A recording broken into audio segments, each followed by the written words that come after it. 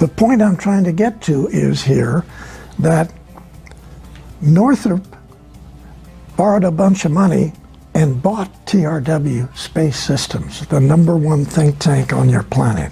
Who gave you the green light? I can't answer that. All I can say is that the easiest way for me to say what I'm saying is my association with 3 Nordic people in Douglas on the Apollo program. During World War II, Germany was taking extraterrestrial information and putting in production 12, 14 different extraterrestrial type vehicles. They're manufacturing them using slave labor. Almost 90% of that was taken out of Germany before the war even stopped. It was taken to Antarctica and is still operating there today. That there are some positive artificial intelligence out there, but that we do have incoming races of beings that are actually artificially intelligent, you know. Yeah, you can't even see them. Then they put the American flag up, okay? And then they start walking around taking their pictures. And all around the edge of the crater are all these great big things, which so are his statement, Armstrong. Sir, you've got to see these. They're massive. They're threatening. They're threatening us. So what I want to say again is you're saying everything was planned to 1999 and basically we were stopped at a certain point, and that's a very, you know, crisis point in your book, which is very exciting, but at the same time very disappointing to hear. So it's not surprising because in a sense the general public certainly thinks we never went back to the moon. That's what they had in their minds. Now I don't believe that. So it went black in essence. Yes. And this gets into a whole nother area, but I'm going to ask you my question in a minute. So Michael, you were just about to tell him in answer to his question, right? We were talking about that. I also wanted to discuss, Bill, have you ever got a chance to meet Ben Rich? No. You didn't? No, okay. I didn't. I wish I had. Okay. Because these beautiful people. Do you think that Donald Douglas Sr. consulted with Kelly Johnson and secrets were traded? Do you think that's something that... No question. No question? No question, Can yes. you drill down on that a little bit? Well, Donald Douglas was far more important in this whole thing than people realize. I'm not trying to give him a big deal, but he certainly was. And so he, for instance, knew Northrop. And I want to sort of level out on Northrop, because remember, TRW systems that came on after all of this early program things, TRW came out of the Douglas think tank. That's where it came from. And so TRW then had what constituted, I worked there for a number of years, they had unlimited funds to literally study anything, okay, any subject you want. So the TRW staff, the president, and many of the top engineers were in the Douglas secret think tank before. And so not only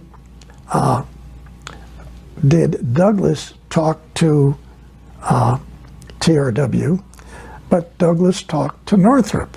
Douglas talked to Lockheed. These fellows were not exchanging information because they were competition with each other. But at a technical level, they talked together. And they then, like the first package that I flew to Lockheed in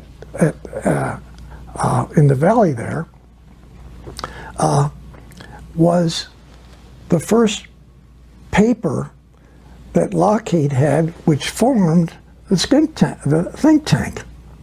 And so collectively, the information was individual for each of the companies that we flew packages to, but there was also coordination between, like Douglas Senior and the top people at Lockheed. And it's not that they were trading information, but they were at the same level diplomatically, and they communicated. And so Ben Rich, what he said before he passed away, I think is extremely important, because he, in one statement, he came up with what the real situation was. And he's leaving that with, okay, it's you guys' next move. It's your next move. This is what he's telling you. It's there. You can leave it, you can back off, or you can participate. I think those words were unreal, truthfully. That's sort of a box of the whole situation. And those guys in the skunk works at Lockheed were right on, okay? Now, I did work for Lockheed 3 different times. One, I worked for Nav Space. I was working for Nav Space in a facility inside of Lockheed. I delivered documents to Lockheed, actually 4 times, and I worked for Lockheed 2 other times. I actually worked as a research wind tunnel model expert. Okay, so and that was the first time I actually worked for Lockheed, but I had delivered packages to Lockheed 10 years earlier, and so my participation with them was then different than my participation with Northrop, because I actually worked for Northrop for 2.5 years. And the point I'm trying to get to is here that Northrop borrowed a bunch of money and bought TRW Space Systems, the #1 think tank on your planet. Holy cats. I mean, this is wild. Northrop borrowed some money. They went to Virginia. They bought the U.S. Navy's shipbuilding company that builds aircraft carriers. The massive #1 facility on the planet that builds aircraft carriers. Now listen to this. What did they do that for? So they could take their engineers, crawl all over aircraft carriers, look at it, and figure out how to make a 790-foot aircraft carrier into a kilometer-long spacecraft carrier. What better tool could you buy? Wow. I think that when we address all of these things that the different people have done, it's mind-boggling. I mean, it really is. And you well, what about Boeing? Okay, Boeing is also involved with building And Rockwell. Building spacecraft carriers. And Rockwell. And also what we call, you know, I'm gonna say something here, because I worked on a very short term assignment for, I think it was Boeing, and I was working for the top guy, and they were gonna be designing these, I don't know if it's, you know, I'm not good with this stuff, but you know, F-35 or whatever kind of plane. Yeah. And all of a sudden, they designed a Starship Enterprise, and they took the whole division, and like in 2 weeks' time or less, and you know that aerospace, they move very slow normally, at least in the public domain. They packed everything up and they shipped it all down to a location somewhere like Redondo Beach. I don't know where it was. Further south, like maybe even further south than Redondo Beach. And they took some of the employees, and I don't know about all, but I mean, it happened so quickly, but I was working for the top guy, so I know that that's what they went to build. Fabulous. Yeah. So. ties right in. Perfect. Yes. Yeah, so you're right on it, and and it was exciting because they were excited to be packing up and going to do this exciting new project, and I almost wished I could go with them, Right. but of course that wasn't my line of work. Yeah. But so I mean it's fascinating what goes on now. What you're basically describing though is a secret space program that went secret kind of like gradually in a certain way, because some of this stuff was out in the public domain, right? Yes, it was, yes. And yet the secrecy became more and more dense over the years. And I know a lot of people are puzzled by that. So have you got an evaluation or a critique of how the secrecy got so tight? Is it the infiltration of the reptilians and the fact that you've got Nordics on one side, reptilians on the other, influencing the program? Well, that's one of the keys, yes. Yeah. And then you have the Dracos influencing the president of your country. So this... Okay, so are we talking Eisenhower, Truman, who are talking, all of them? Yeah, all of them. Really? All of them. Yeah. Okay? And all I with... thought the president doesn't have any real power. Does he? He has some power. Much of this was kept secret from that level, okay? But MJ-12 is behind the scene, orchestrating a lot of this as well. And you're saying this guy Douglas is part of MJ-12 in the early days. Yeah. Right. So he's very instrumental. Yes, and actually for him to talk, two of the Navy admirals and two of the Army Air Force generals to put together the most advanced study group on the planet and put it into a secret tank inside of Douglas Engineering. I mean, yes, it separated several years later, but Douglas put this together himself based on the Los Angeles event. Right. I mean, this is staggering. Was Rand around during that time, or No. was that after? Rand came out of the think tank. Oh. Actually, there was this divorce that I talked about in the book. So you have TRW and Rand? Was it like that? Well, Rand, because of manufacturing taking over all control of Douglas and removing it from Douglas Sr., okay? They did. And so they didn't want any of this extraterrestrial stuff in their company. They wanted to make airplanes. I don't want them even here. So them finding out about this secret thing blew the whistle. So RAND was formed inside the secret think tank at Douglas. And then there was this big divorce. The divorce took place roughly 8 months before I went to work in 1951. Okay, so they divorced. They used this building right in Santa Monica as their headquarters. But then RAND went worldwide. And if you go down to San Diego and you go out to Point Loma so you can get a view of San Diego, you go up to the top there where the view is.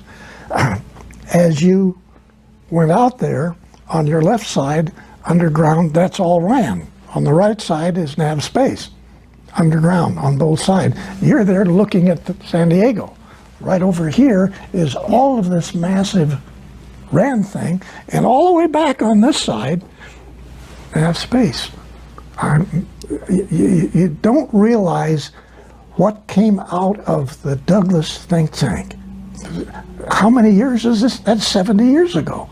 I mean, this is crazy. Okay, but let's also talk about NASA a little bit. Okay. Because at a certain point, I mean, you're coming from Douglas. This is a aerospace an aircraft company, and you're bringing changes to Apollo that affect NASA. Yes. Okay, and top dogs at NASA are Debus and von Braun, and they're Nazis. Yes. And they really were Nazis. They were. They're SS. And Okay, so it appears from your book even that NASA is maybe the first place that's infiltrated by Nazis and that ideology. Yes, that's correct. And so Paperclip was not just 10 or 12 German fellows coming here. It was a massive number of a tremendously massive organization that a little bit of it went to Moscow. All the rest went to Antarctica, in those big caverns in Antarctica. You got 5%. Meaning U.S. U.S., yes.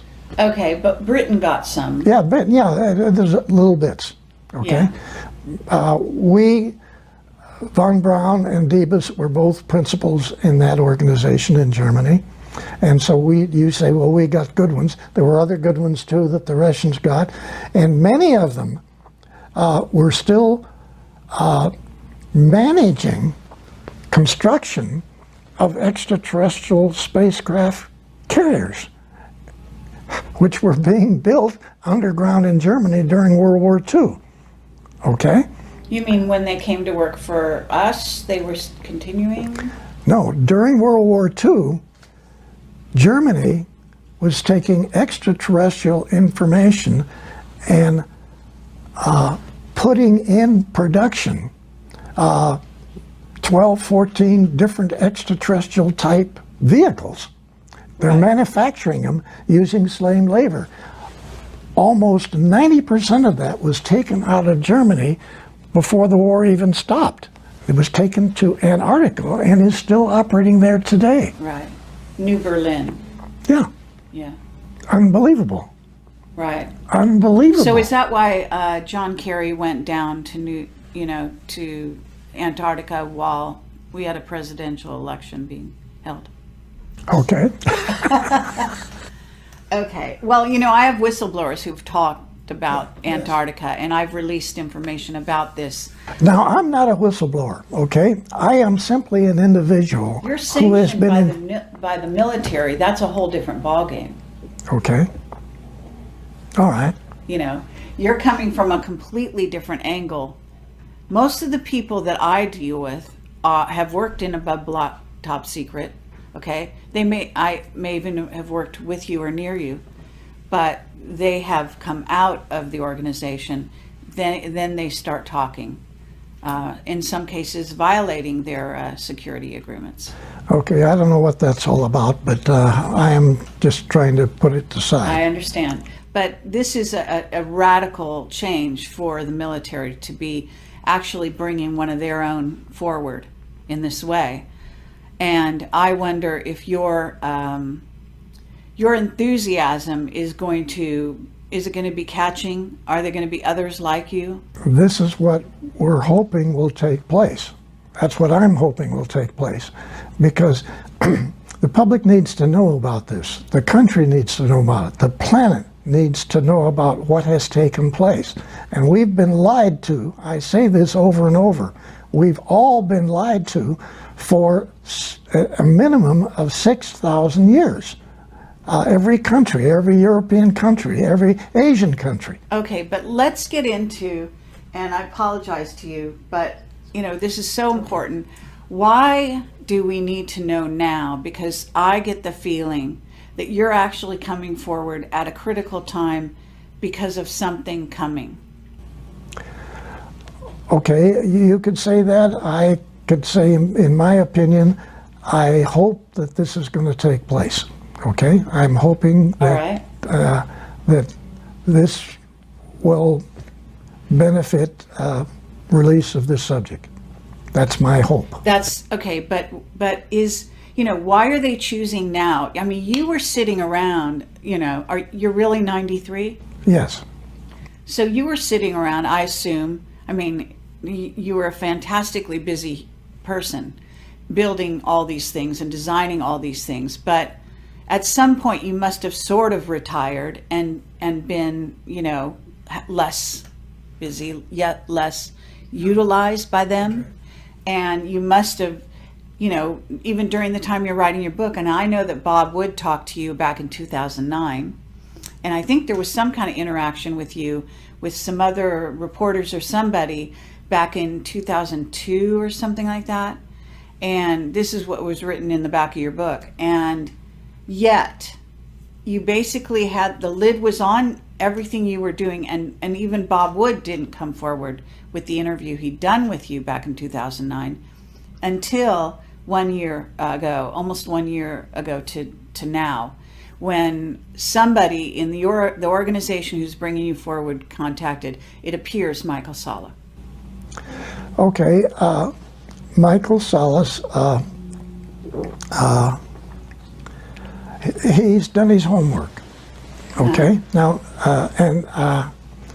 he's a nice guy too, but Sure. Through freedom of information, unlike many people, he has taken the time and taken all the hits of not releasing the information, okay? And then eventually getting substantiation for Admiral Riccobata, before he took over Naval Air Station San Diego, okay? Mm-hmm. He went to Lockheed, he went to Douglas, he went over to Northrop, he goes to North American. What is this all about? And 4 to 6 weeks later, Bill Tompkins takes packages to these people. What is this all about? That's now been verified through freedom of information that Michael Salas has got, and he's got a great deal more information. He's been pulling substantiation for the things we're talking about here, mm-hmm. Okay? Verifying it. And okay, but that doesn't explain why it took you that long to come forward. Who gave you the green light at a certain juncture, approximately 1 year ago, to come forward?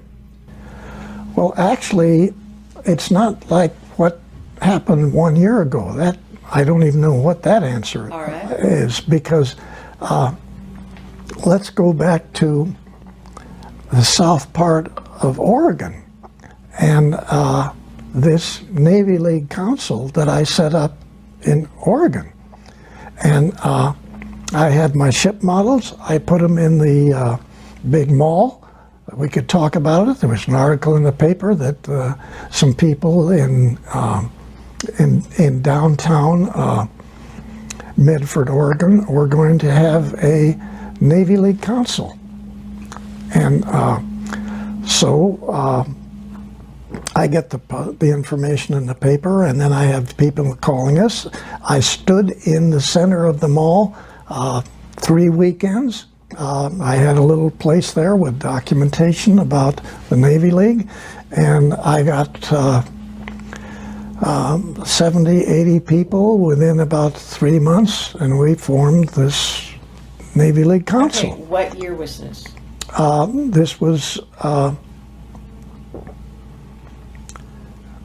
2009, 2007 time period, and I contact the commander, Naval Air Station, Naval Base, Washington, D.C., who's commander of Subgroup 9, the Boomer subs,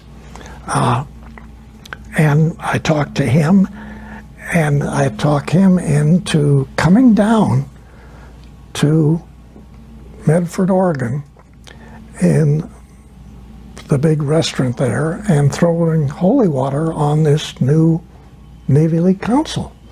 And admirals don't do that. Admirals don't do that. Maybe a lieutenant does, or maybe a commander, or a lieutenant commander. Admirals don't do that, okay? Don't ask me how that happened.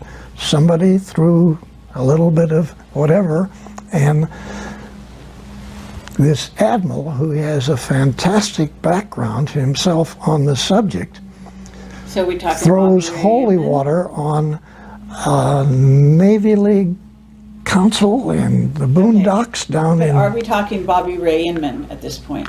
No, we're talking a different guy Another one. entirely. A Yeah, different admiral. yeah. Can we know his name or not? I'd rather not put it in now, but right. I'm just saying... So no, you came up, what I need to say to Yeah. you and to help you in your understanding here, again, for whatever reason, I end up with some 70 retired naval top officers in this council, and you can't justify that in a boony town in southern Oregon that all is there is just chopping down logs. all right. Okay? Okay. Now, I can't give you the answer. I can't give you the answer of why just south of Medford there's a mountain.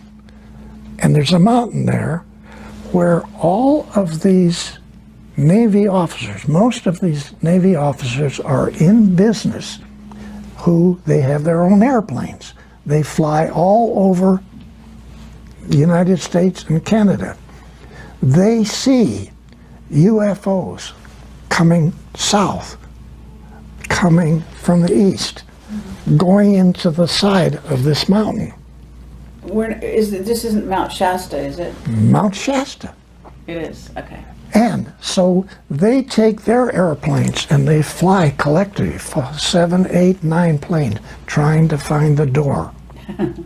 And they don't find the door. And then while they're doing this, 2 of them come out, Right. just next to them, fly right past their airplanes. Pretty awesome. Oh my Yeah. gosh. What did you say?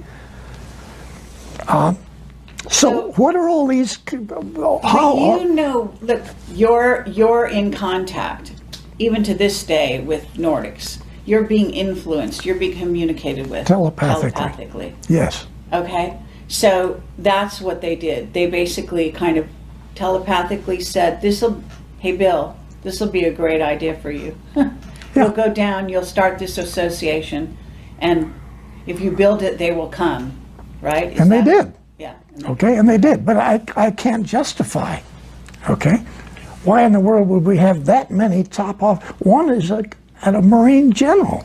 Yeah. We had 7 captains. Well, I can help a little bit with this because as a psychic, whatever you want to call it, I can say that I did go to Shasta and I was communicated with by the Telos people who had told me it was extremely sad story about how the reptilians had taken over Shasta and that their whole civilization was at risk. So they perhaps were sending out the, signal, and this was in 2010. Mm-hmm. Okay. And so we're pretty close in dates here Yeah. as to when your thing happened. So you were kickstarting the whole operation. Right. Yeah. Okay. Yeah. And and that was very moving for me and very shocking. Very shocking. And it was evident also in the terrain. You could actually see there was a frequency fence of some kind that had been put up in that area that was actually killing the wildlife and Yes. the pine trees and everything. You could see everything was starting to die, which But I have to say, it's really almost laughable that you have all these Navy officers. They're all in business, which requires them to have an airplane. They fly. They're talking back and forth between their airplanes. One guy's coming east, the other guy's north, and one comes out of the mountain here, another guy comes in on the other side, and then actually when 2 of them are flying together, they come right out and go between the 2 airplanes. I mean, this, and then you say there's no UFOs, okay? I mean, to me, well, I don't say there's no, I'm being facetious. Yeah, I know what you mean. We collectively say there's no such thing as I extraterrestrial. mean, it's, yes, of course, and that's back, back in the ABCs of this whole subject matter, but amazing stuff, really, it's just amazing. And so that does answer some of my question in that small way, of how this thing germinated to where we are now talking today. But Michael, I know this is jumping back a bit. That's okay. That's all right. I'm But- okay. Did you get your question answered about the moon? Yeah, I think so. I want to just kind of get back on that really quickly. Bill, when Neil Armstrong and Buzz Aldrin landed at Tranquility Base on July 20th of 1969, were they given foreknowledge of what they were going to find when they got there, or were they just flying blind and they saw? They sort of had foreknowledge. Let me tell you why. Okay, we talk about these. You've heard their comments about, oh my gosh, there are other crafts out here. This is before you get to the moon. They're flying from here to the moon, and so then they describe some of these. Okay, one or two of the very large kilometer or 2 kilometer long spacecraft carriers came in from one side of the Apollo control module. So the Apollo's coming here, this vehicle is coming in like it's going to go exactly into the vehicle, our vehicle. And of course it makes the turn, and you essentially get the feeling you're being given the finger, okay? So you go on, you make your rotation around, you get all set up and to land. And so as you're landing from down behind the crater, these vehicles come up and park. Okay? Some of the guys come out and they stand there underneath on the edge of the crater. So we got 2 guys here and another guy still going around the planet up there, which he has to get back into. And they're doing their thing. Well, again, they didn't put the flag up first. They put up a Freemason flag, and then they got this great Freemason plaque, which they put down, and the Freemasons take over the moon, right? Okay, that's what the plaque is for. With these reptilians watching? Yeah, yeah. And so not now, interfering. then they put the American flag up, okay? And then they start walking around taking their pictures. And all around the edge of the crater are all these great big things, which So are did Neil Armstrong- his statement, Armstrong.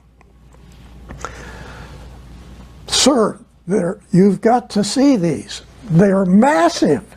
They're threatening. They're threatening us. Wow. Did Neil Armstrong take motion picture film footage of these vehicles? Yes. He did. Yeah. Okay.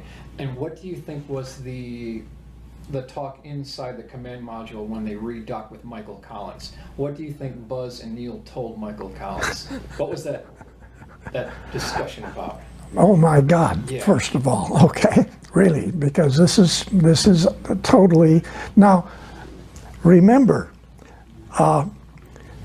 we had sent up vehicles with cameras on them to go around the moon to try to figure out, all of the requirements, not only for the selection of where the landing was going to be, but try to come up with some sort of a feel of what our situation was going to be when we got there. Okay, so that's all been going on before.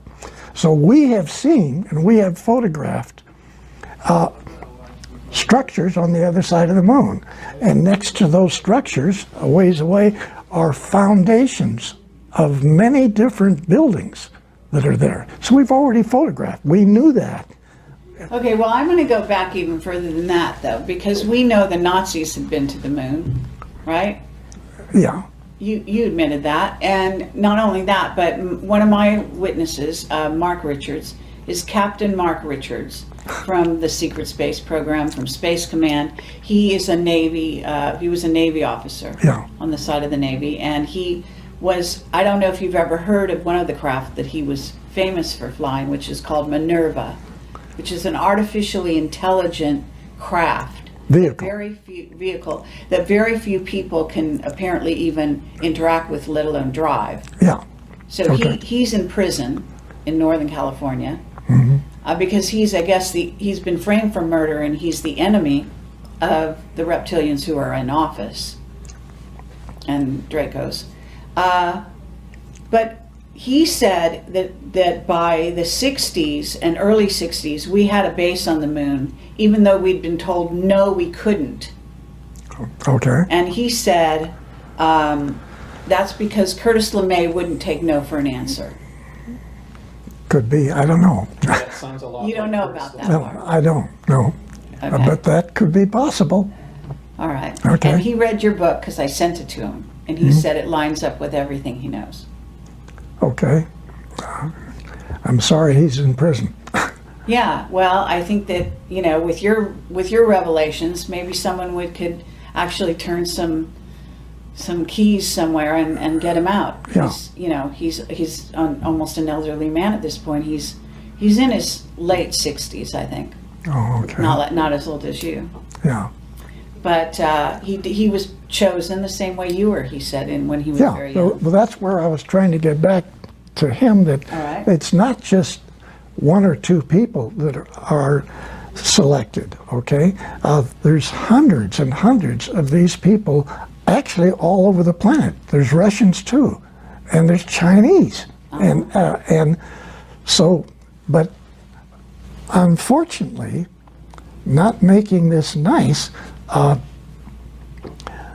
some are on their white hats, and we like them, but we've got a lot of people with black hats that are selected to implement whatever. And this is a real problem. And you can't cover this part of it up and just say, I don't believe that, okay? Oh, yeah. We are stuck with situations, plural, not one, but situations with which we don't have control over. And we are being used, we have been being used, and I hate to say this, but we're just a laboratory for them. Stop and think, that's not your moon, this is not your planet, and they own the planet, and we are their lab. We're their laboratory, and they're Asocius laboratories, other extraterrestrials Right. coming in, doing their agenda. Yes. And And this has been going on for eons, and we know about this, but I have to say, there is a reason for all of this. And Yeah. I want to get to this idea that the Nordics are coming here. Mark said the same thing to me. Around the same time you're releasing this, he was saying to me, on my one-on-one interview with him in prison, I go to interview him in prison, I've done it 5 times now, and he said the Nordics want the humans to come up to speed militarily and in terms of consciousness, etc., so that they can join the fight against the reptilians and Dracos that are basically plundering the galaxies, taking over planets, etc.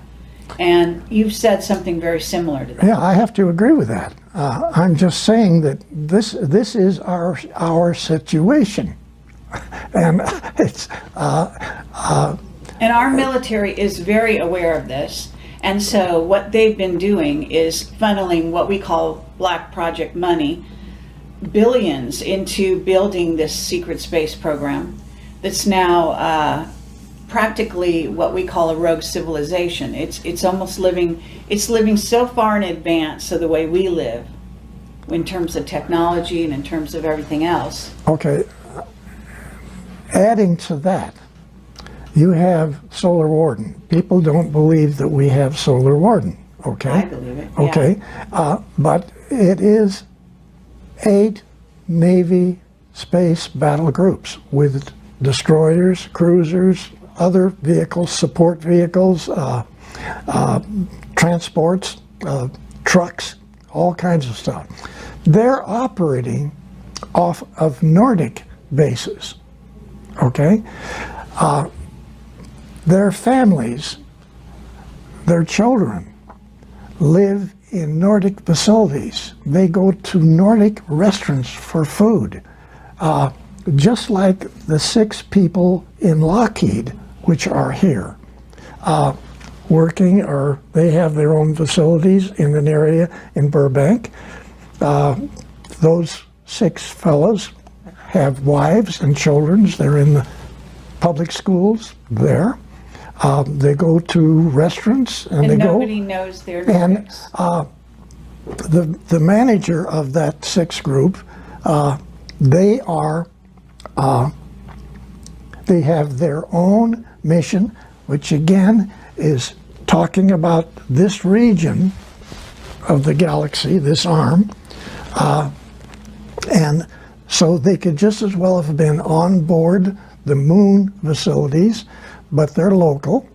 And yes, once in a while they help the skunk works, but that's not their job. They're not contracted.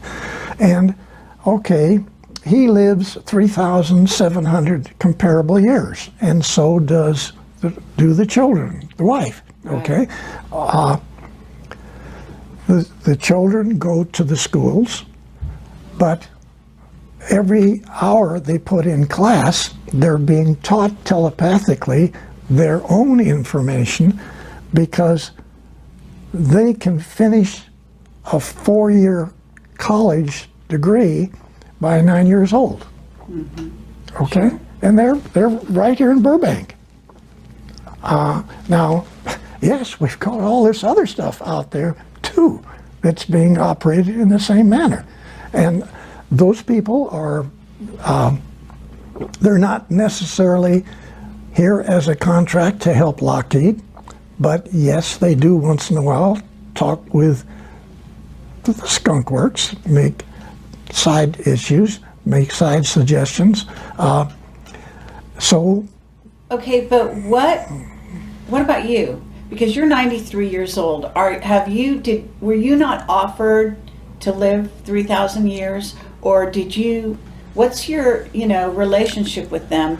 Are they just giving you upgrades so you lasted even this long, or are they gonna allow you to leave the earth and leave this body, this vehicle, and go back and join them? Let's talk for a minute about extended life. Yeah. Okay, now extended life didn't start here in the United States last week.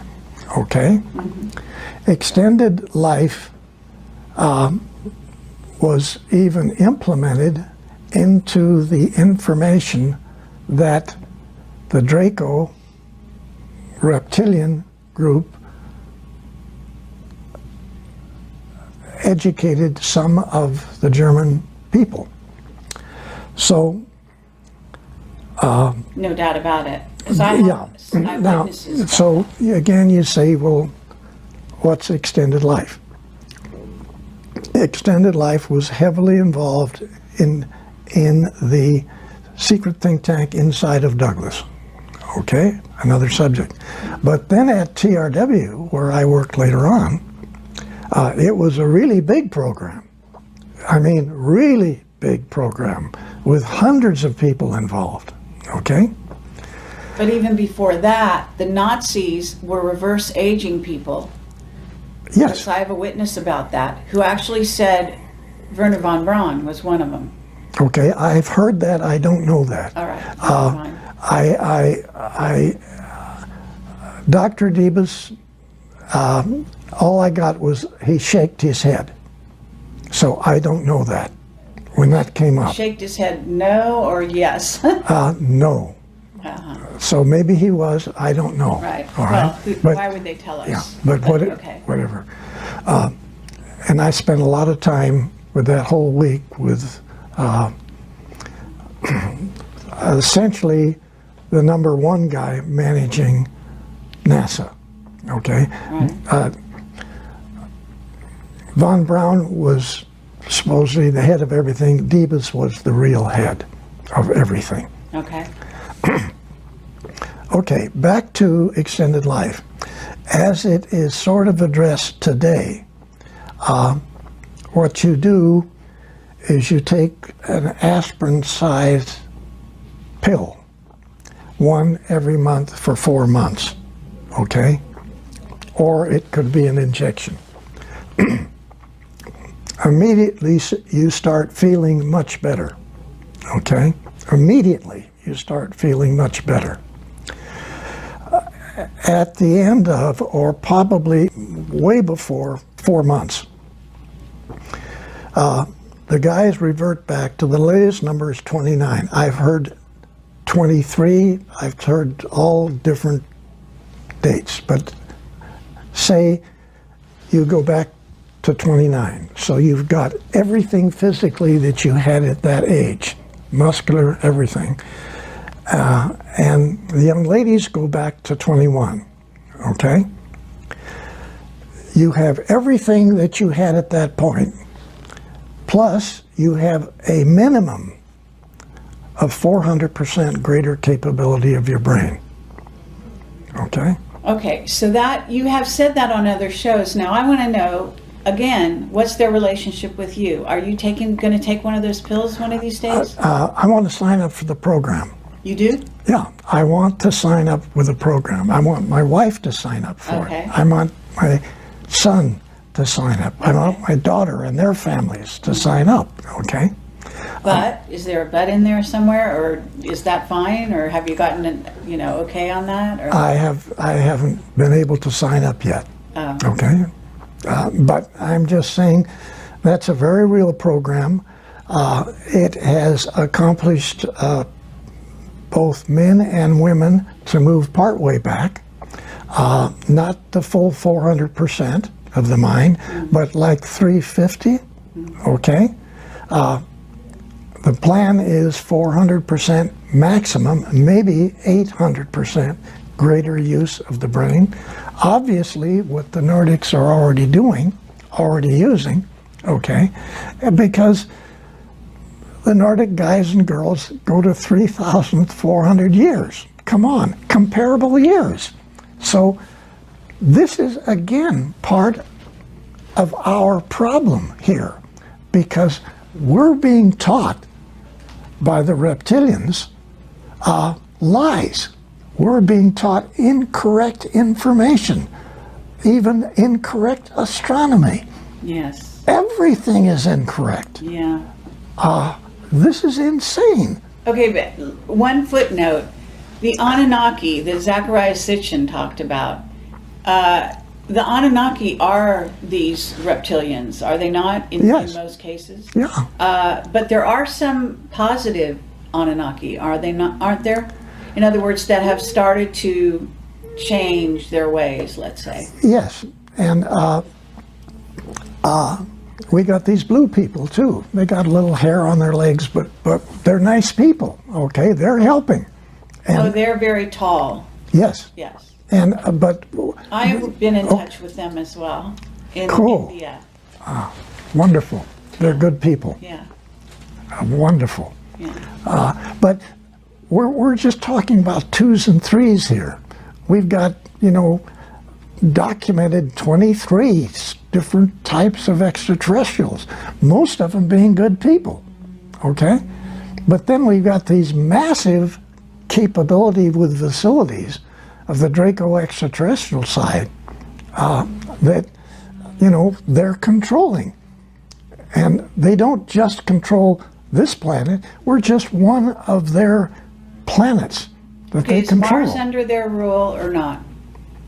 Because I know we have bases on Mars. Yeah. Right? Yes. And so one of the whistleblowers out there says there are wars going on because there are different bases on Mars between those bases. Okay, and yes, many people, including myself, have watched partial wars with vehicles diving on top of other vehicles from the coast right here, halfway between Long Beach and Catalina Island. Oh, sure. 4 or 5 o'clock in the afternoon, 2008, 2009, both. Okay, watched them both. One of my witnesses was killed. He was the guy who ran iPod.org. It's a website that was out there, and he had set up a camera on his balcony and filmed wars at night over the skies in Unbelievable. LA Like, and off the coast. yeah, it's unbelievable. And eventually they killed him. Yeah. Now, of course, it's the Dracos or whoever Yeah. that killed him, right? Yes. So let me just ask you, do you feel that you're psychic enough to look at someone and know if they're Draco or not, or reptilian and shapeshifted? I have said that I don't have that ability. I at times pick it up. Right. Okay? But I don't have that expertise. Okay. But I can, for some reason, I know that SOB that was right down the hallway, right here when we came in, could be a problem. Oh, wow.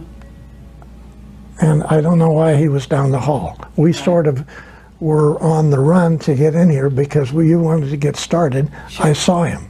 Okay. That's good. Great. And I don't know what that was. Yeah. No, He knew you were here. yes. Oh, come on. We're so Yeah, no, yeah. surveilled. It's crazy. Yeah. Yeah. No. Well, I want to talk about AI as well. And I don't know if we're completely done with this reverse aging idea. Well, I think it's far enough to say that that's real. Yes. That within supposedly less than 24 months, that program is going to be available to some people. Now, if you have enough money and if you have enough facilities, maybe you can get on the list first, okay? I don't know how that's going to work. Right. Well, there's also a spiritual component to all of this. Yeah. That we haven't really dealt with yet. But I also, I have so many questions, and I know that you probably have a few. So I want to give you some time. So at a certain point, we got to manage our time. Okay. So one last question in regard to this whole sort of scenario in, Draco, reptilians, etc. Mark Richards talks about the raptors as being a group of reptilians that went off planet after the dinosaurs. That when they said that dinosaurs went extinct, they didn't actually go extinct, but Yeah. a certain group of them, from what I understand, went underground and stayed Yes. here, and then a certain group actually left the planet, and they're called the raptors. Have you ever heard about the raptors? I've only heard what you've just said, okay? But And that they have aligned themselves now with our Navy and Air Force. They're closest to the Air Force, and that they're working with us because their queen was basically told, in essence, that their trajectory of their race would be more positive if they align themselves with humans in a positive way instead of continuing to eat us. okay, I guess I don't know that. All right. I'm not familiar But you enough do with it. know that reptilians and Draco, the blood sacrifices, the whole Luciferian thing, the kids being killed and eaten. I mean, that humans have been eaten and taken off planet, et cetera, and used for slaves in other colonies, etc. I hate to say that, but that's far worse than what you've just said. It's Okay. far worse. Yes, far worse. Far worse, yeah. And that the whole blood situation is it's unbelievable, and Right. I don't know how we say that to the public. I don't know how. Well, we have been Wait a saying minute, just a second. On that part of this whole subject, to me, if we get into that, and I know all about it, okay? All right. Far more than you know. Sure, All right. I'm sure. When we get into that, if we release it, 70–80% of everybody that listens to your program is going to say, you're smoking pot. I don't believe that, and I don't believe anything you people talk about on extraterrestrial. And it's going to kill what disclosure is trying to do. That's my But opinion. you know the pedophilia is starting to be exposed everywhere.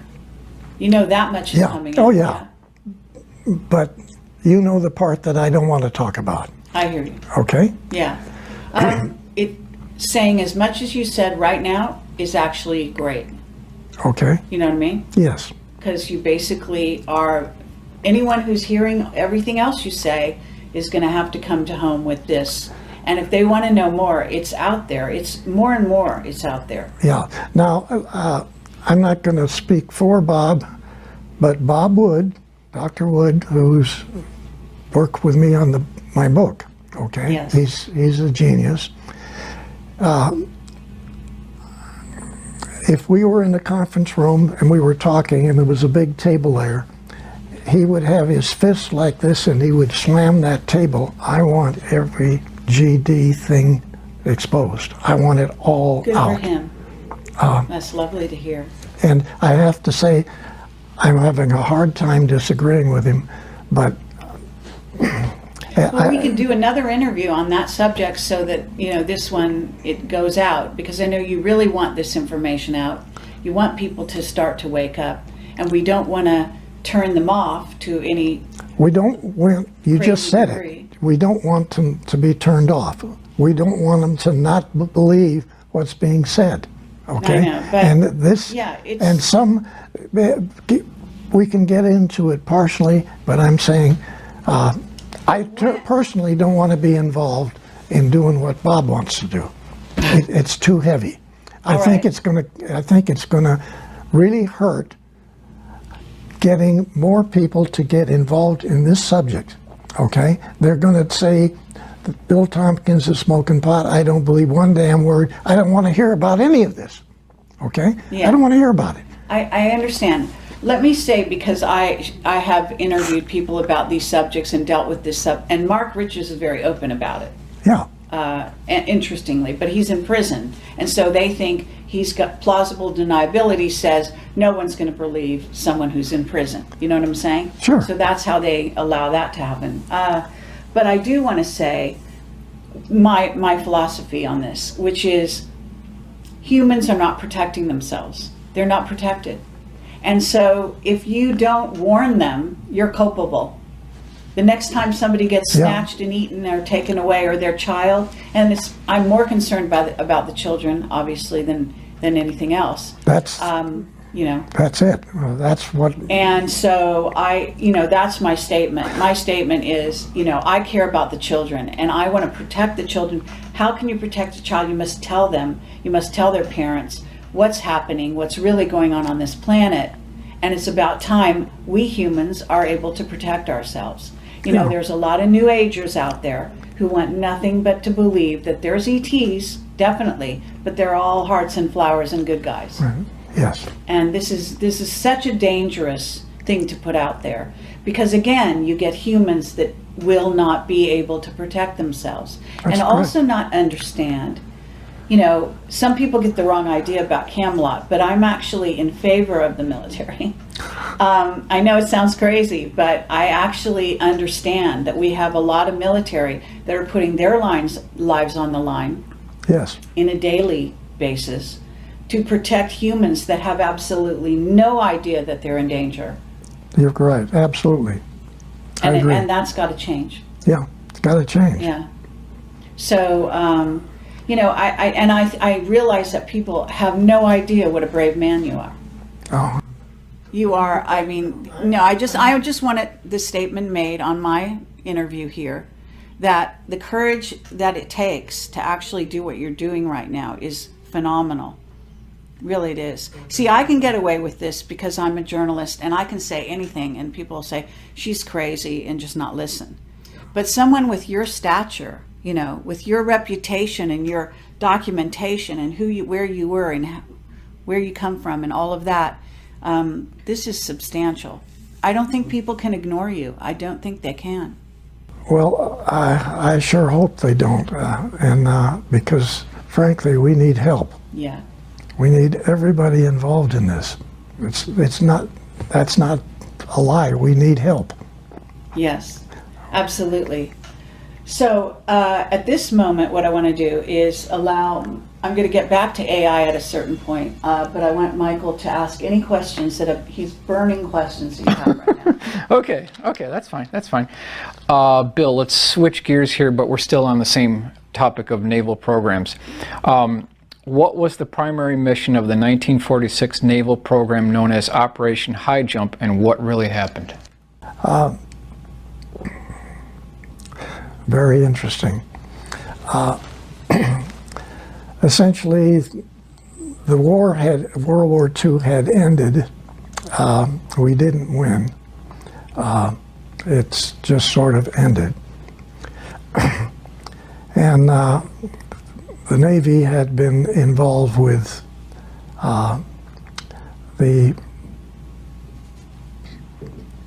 the German facilities in Antarctica and the Draco reptilian facilities in caverns in the Antarctica.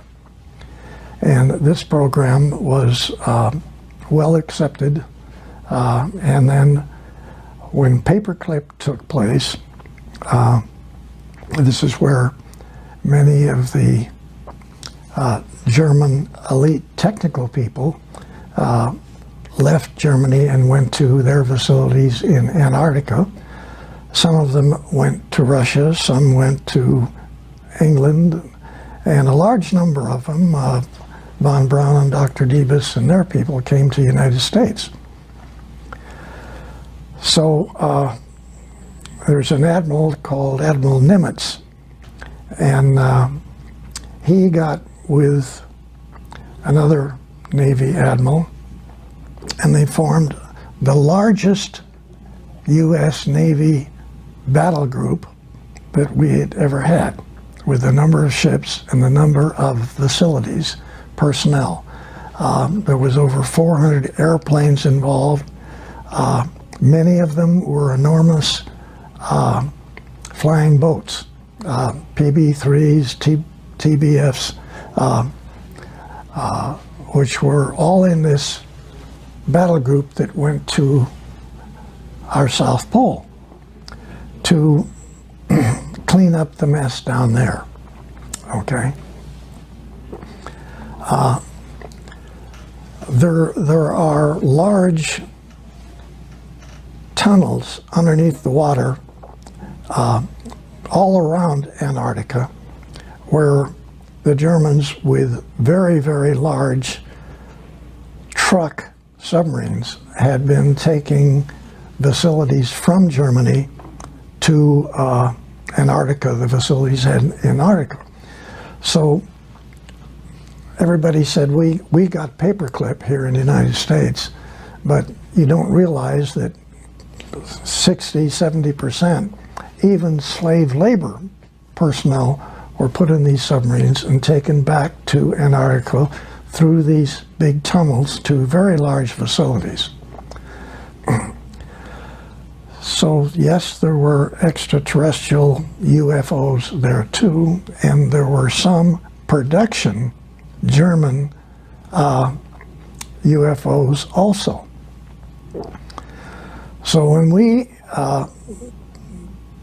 got within what you would call battle range of Antarctica, we had already flown half of our aircraft to the other side of Antarctica with the facilities to enter the mainland from the other side.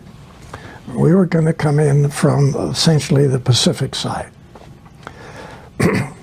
So UFOs came up out of the ocean at both sides. They eliminated every aircraft, including all of the helicopters, flying boats. Every aircraft we had were eliminated in about 20 minutes. We had already started operations, landing type operations, and those ships and all those personnel were sunk. They ended up going to the bottom of the ocean off of the coast. So Admiral Byrd and Admiral Nimitz, with the tail between their legs, took off back to the United States as fast as they could go, okay? And never went back. A little bit like going to the moon and never coming back, okay? So that mission obviously failed to do any damage because they were supposed to go out there, pick up a bunch of prisoners, bring them back, and then blow up all of the facilities with this massive U.S. Navy battle group. And we didn't do that. We came back and we're not going to do that again. I think that basically says what the mission was and what happened, okay? And essentially, you haven't gone back again since, and you probably never will. So you don't have the capability to fight the Draco-Reptilian technical capabilities. But there are people going there. Yes. There are military going there. Yes. And they have also a telescope there that's supposed to be specially stationed to look for the incoming of Planet X or Nibiru or whatever. Well, they have a facility there like you have, your Air Force has at the Offutt Air Force Base in Omaha, Nebraska. There's a picture, a drawing that I made in the front of the book where it shows the command center, which is not a command center. What it is, it's a receiving center for information in this part of the galaxy, right, for us. And then you have a separate command center that the Air Force has in that big mountain range. But the one we're talking about is like the Dracos have that the SS still uses, which is in Antarctica, and it's a controlling area of incoming vehicles that are not German or primarily not reptilian Draco type facilities. They could be Nordic, and they don't want the Nordics there. So that telescope facility also has much greater capability than any telescope that we have, and we just had in the last couple of 3 months found out that there are 2 trillion galaxies out there. Wow. So we got better capability as far as we're concerned. The ones that the Draco-Reptilian have in Antarctica is much bigger than that. Wow. Okay, but how is it that the humans are they do go down there? Are you saying that the ones that are allowed down there are Draco or Reptilian, or are you saying that they allow them to come and go because that's some kind of treaty or arrangement? Well, it's just a arrangement between what was left of the SS and the people that are working in Germany on extraterrestrial vehicles. They have them in production. Still. Today. And you went down there to clean that up, and you didn't win that battle. So there's still communication with even humans from here to Antarctica, and you have Draco-Reptilian guys running your governments of every country on your planet. Every government. There you go. Wow. That's quite a statement. Does that answer your question? That answers it. I'm sorry. It's not what we want to hear. No. Okay. Not at all. Okay, everyone who watches this is going to want me to ask you about Nibiru, the return of Nibiru, Marduk. You know who Marduk is, and you know Anu, and you know all of that. These are the head Anunnaki. Do you think that are you able to talk about a return of a planet, or is it a planetoid? Is it a, Dyson sphere? I'm going to have to say I'm not familiar enough, other than the title, with that operation.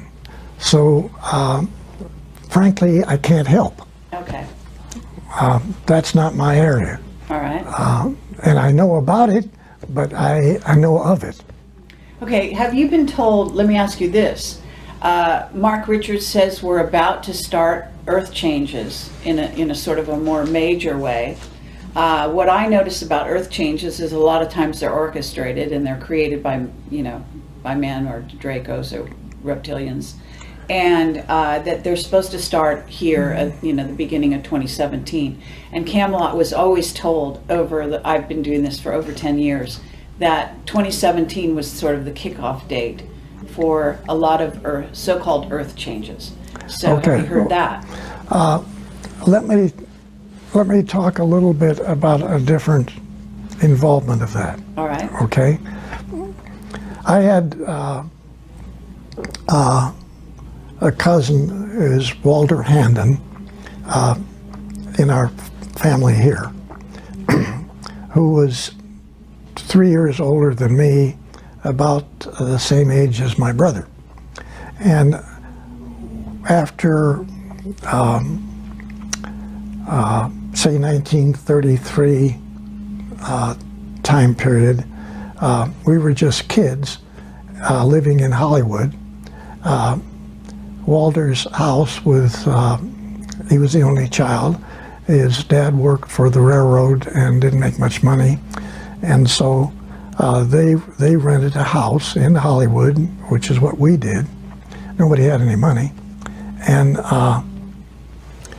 so they didn't have any landscaping in the front or the back of the yard. So we kids would, in the afternoon, after school, we'd get together and dig holes in the dirt in the backyard. And Now you told this story on Walter Nowasad's interview, right? Yes. So that's where you're going with this. So to save some time, can we cut to the chase a little further and ask people to watch Walter's to get more of this? But you can sketch it out, but don't go as in much detail as you did with Walter. Okay. So my cousin Walter became a geophysicist, astrophysicist, was later Dean of Texas M down in Houston. One of the 5 top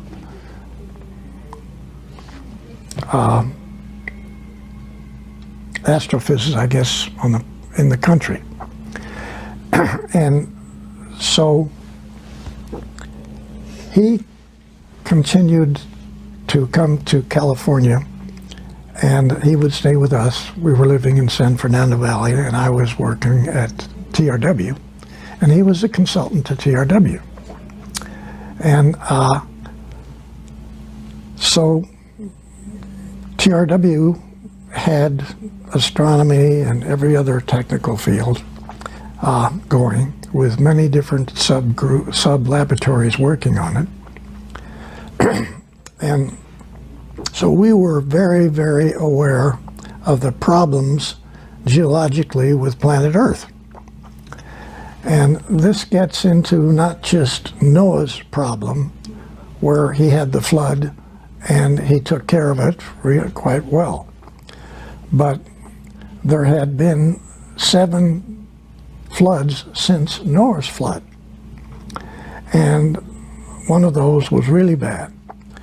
But what takes place here, and it's a little hard to visualize, way back, the planet only had one continent. And as we know, those continents, well, the planet was trying to fix its uneven rotation. So the planet separated into different continents. So what's taking place since then, on every so many years since that took place, 2 major things take place. Well, 3, I'm sorry. One is that every so many years, the planet has literally dozens and dozens of volcanoes all running at the same time from Alaska down the Pacific coast to the Pacific coast of South America. They're Ring of Fire, what's called. And they have these continuous volcanoes all going. Fouls up the atmosphere on the planet to where a lot of people don't make it. A lot of fish don't make it. Now, then separately, we have this situation where we have earthquakes. Some of these are really bad. Then the third thing is the real problem. Today, as we're talking, the Pacific plate is climbing up on top of the American plate, which would be United States, and it's getting ready to push it down into the magma. And the same thing will happen in South America too. It'll climb up over South America and push the Andes and everything on down into the magma. So not too many people live through these kinds of events. So essentially, planet Earth is not a really choice place to live from the geology standpoint. We know that there are hundreds of million galaxies out there. We know that there's millions and millions of stars in our own galaxy, and that there are millions and millions of other planets which are at supposedly the right location out from the star, not too close in, not too far out, rotating, which produce unbelievably 2 and 3 and 4 times the size of Earth, total Utipides, unbelievable planets, unbelievable atmosphere, gorgeous places to live, okay? So when the people in the secret think tank inside of Douglas were doing their studies, they came up with a thrust to review the geology of the planet, confirm the situations with the support of the Nordics of moving people off of the planet to other stars, planets that the Nordics are very, very aware of, and live their utopian lives. Okay? So when you look on page so-and-so in that book that I wrote, Selected by Extraterrestrial, you're going to see a detailed drawing of a 17-kilometer long space transport, which came out of one of the many designs of extraterrestrial type vehicles for the U.S. Navy. Okay? Now you have to ask the question, what's the relationship of the geological part of the planet and the fellows that were studying our problem here, which of course was extraterrestrial, but then it's also geological. Wow. And so these two things were put together a long time ago. And yes, you got nice suggestions by your cousins, the Nordics.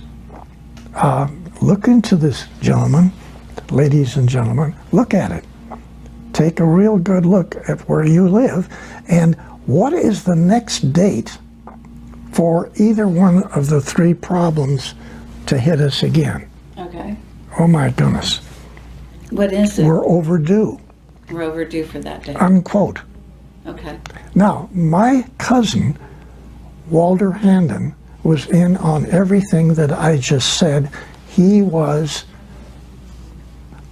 the top expert to the most advanced astronomical space think tank on the planet. Okay? So is he still alive? No, he passed away quite a few years ago. Oh. Real nice guy. Right. he and I